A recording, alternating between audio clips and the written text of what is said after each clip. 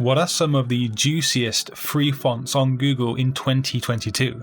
Today's video is not only going to show you some stunningly awesome free fonts, but it should also show you how they function on actual designs. And what do you say, let's kick things off with Sign.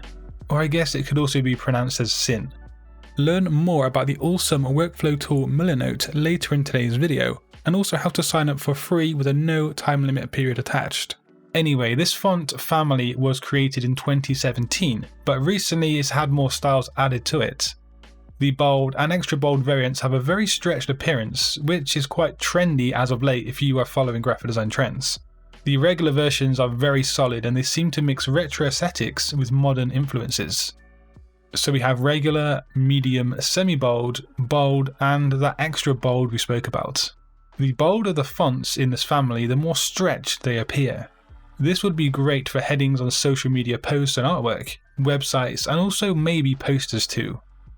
Next up, a sans serif font family you likely have never heard of. DM Sans comes in 6 different fonts from regular up to bold with all of the italic counterparts. It's a very clean sans serif font family, it's modern in appearance, and it's very, very legible. It's one of the most high quality sans serif families out there that you can get for free.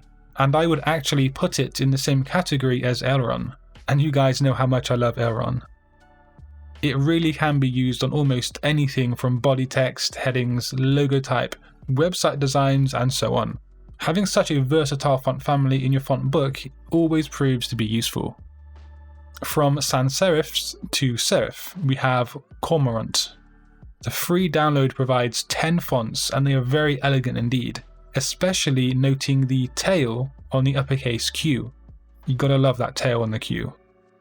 The numerical characters are also very elegant and you can imagine them being used on a high-end perfume advert in a magazine or something like that. Like I said many times on this channel before, each typeface has a personality, and so you must match that personality to your brief and the target audience. This typeface here should be used to express elegance in a kind of formal sense, luxury, and also just high quality. So next up we have Sora, and this is another sans serif family you've likely never heard of before. 8 fonts make up the family, and due to the nature of the typeface, it would be great for apps and web applications. It's a very friendly and sort of fun sans serif solution, and Sora is a Japanese blockchain company, and they are the ones who commissioned the design of this font family. I guess that kind of makes sense considering blockchain is digital and this family does work best on apps and so on. Now Volkhorn is a serif typeface, but this one is more modest in nature than the previous serif pick in today's video. It's a no-nonsense kind of serif solution that can be used easily on body text and also headings. The fonts found in this family are quite bold, collectively speaking, and so that suggests it would be best suited for headings and titles. That being said, the thinner solutions would still make great additions to body text, simply because of how legible and robust the design itself actually is. In total, of the static fonts in the download, you are given 12 different choices. The next free font found on Google that is a great addition to your library is RUBIK. This comes in a staggering 14 choice selection, and it's one of the most friendly sans serif typefaces out there. An interesting fact here is that initially it was commissioned by Google to be used at the Rubik's Cube exhibition. I can again see this typeface being used a lot on web pages, apps, and possible poster designs as well. The round corners of its design really play into that fun and friendly kind of vibe. For those who enjoy typefaces such as Oswald and BEBAS, here's one that I've had in my font book for a long time. Archivo is a sans serif in the grotesque category, and it's a great choice to be used for print and digital designs. Due to its narrow nature, it ultimately should probably be used for headings, titles, and maybe subtitles as well. You could technically use it for body text in certain situations, but I personally just wouldn't go there. It's also nice that we get italic versions in this typeface too, and it's something not so common with this sort of style. There are 8 fonts in the static version of Archivo, and of course, like everything in today's video, free for commercial use.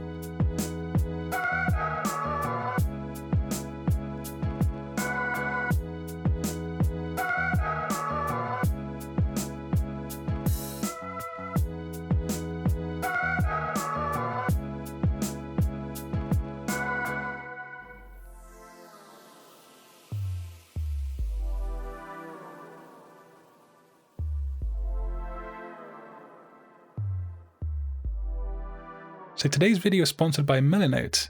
Now I've been a firm advocate of Milanote for 3 years, and if you've been subscribed to my channel for a while, you will know that Milanote is a bit different to traditional software. Now it's more like working on the wall, so to speak, in a creative studio. It allows you to map out your projects, collect all of your ideas and inspiration in one convenient place, and it also allows you to collaborate with your colleagues or your clients in real time. So I've been using Milanote for the past 3 years to keep my creative projects organized, and this awesome tool is available for free with no time limit. So if you haven't done already, sign up for free using the link in the description box below and start to streamline your graphic design workflow today. But if you haven't quite quenched your thirst for free font downloads, just click a video on screen. But until next time, design your future today. Peace.